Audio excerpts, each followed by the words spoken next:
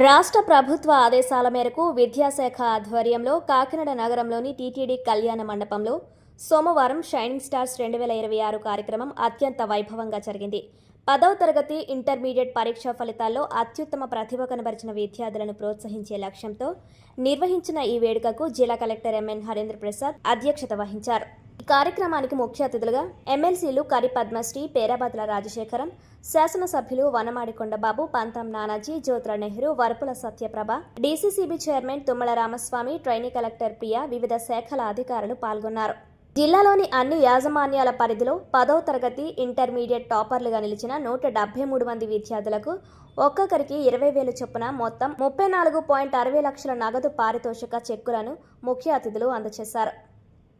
ఈ సందర్భంగా జిల్లా కలెక్టర్ మాట్లాడుతూ, ప్రభుత్వ పాఠశాలలపై పెరుగుతున్న నమ్మకంతో ఈ ఒక్క సంవత్సరమే కాకినాడ జిల్లాలో సుమారు 7,500 మందికి పైగా విద్యార్థులు ప్రైవేట్ స్కూళ్ల నుండి ప్రభుత్వ పాఠశాలలకు మారారని సంతోషం వ్యక్తం చేశారు.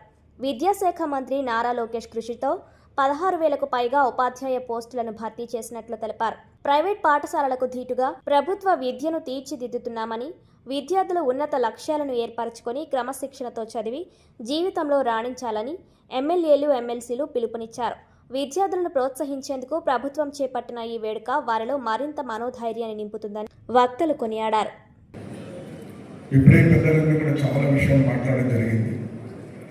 మాట్లాడేటప్పుడే నెహ్రూ గారు కూడా చాలా విషయాలు చెప్పారు.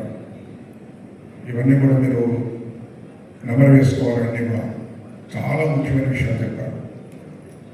అదేవిధంగా ఇక్కడ ఉన్నటువంటి పిల్లల తల్లిదండ్రులు కూడా ఇవన్నీ కూడా అర్థం చేసుకుంటారు అనుకుంటున్నాను. ఈరోజు గతంలో కూడా నేను 2 సార్లు శాసనసభ్యులుగా పనిచేస్తాను, 2 పర్యాలు, ఇది 3వ పర్యాయం. ఈసారి కూటమి ప్రభుత్వం వచ్చిన తర్వాత అండి ఈ రాష్ట్రాన్ని ఏ విధంగా అభివృద్ధి చేయాలి మరొక ప్రణాళిక సిద్ధం చేసింది.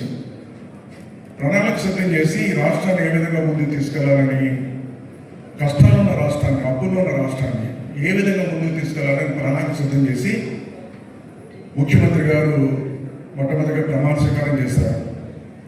ముఖ్యమంత్రి గారు ప్రమాణ స్వీకారం చేసి మనకున్న అన్ని శాఖలు కూడా మంత్రులు నియమించడం జరిగింది. మంత్రులు నియమించిన తర్వాత ప్రతి మంత్రి కూడా, అలాగే డిప్యూటీ సీఎం గారు అయితే పంచాయతీరాజ్ శాఖ, అలాగే ఆర్ఎండ్బి శాఖ, ప్రతి దానికి ఒక శాఖ మంత్రి ఒక అవార్డు ఇవ్వడం కాదు, వాళ్ళు ఉన్నత లక్ష్యాల వైపు నడిపించడానికి ఇది ఒక ప్రోత్సాహం ఇచ్చే కార్యక్రమం. ఇది ప్రతి బిడ్డలను కూడా ఒక నక్షత్రంలా వెలిగి ప్రకాశించే సామర్థ్యం కలిగి ఉంటారు ప్రతి స్టూడెంట్ కూడా. మరి ఈ స్టూడెంట్స్కి వెనక నుంచి ఒక దృఢ సంకల్పం, అలాగే క్రమశిక్షణ, అలాగే టీచర్స్ ఒక సపోర్ట్, తల్లిదండ్రులు ప్రేమ, ప్రోత్సాహం ఇవన్నీ కానీ తోడవుతే ఆ పిల్లలు ఎంతో ఉన్నతమైన శిఖరాలకి ఛేదించగలరంటే అంత సక్సెస్ని వాళ్ళు తీసుకురాగలరు.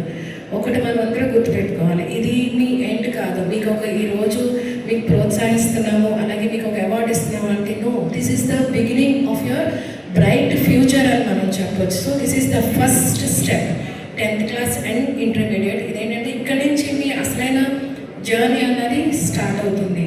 మనకి రాష్ట్ర ప్రభుత్వం future career, yes you have achieve higher marks, but ఇక్కడతో మనం ఆగిపోకూడదు. This should not result in you becoming complacent. Okay, మాకు మంచి మార్క్ వచ్చింది, మనము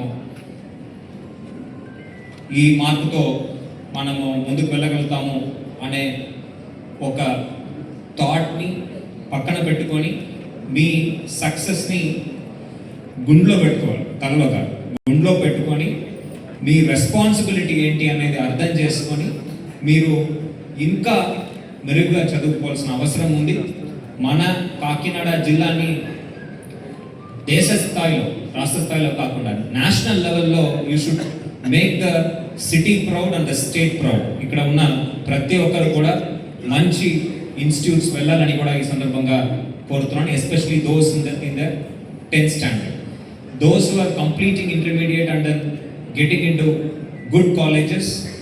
విద్యా బోధన చేయడానికి కొరత లేదు అనేటటువంటి విధానంలో అందించినటువంటి కారణంగా ఉన్నవండి. వివిధ రకాలైనటువంటి విద్యలో మార్పులు తీసుకురావడం వల్ల ఈ ప్రభుత్వ నిర్ణయాల వల్ల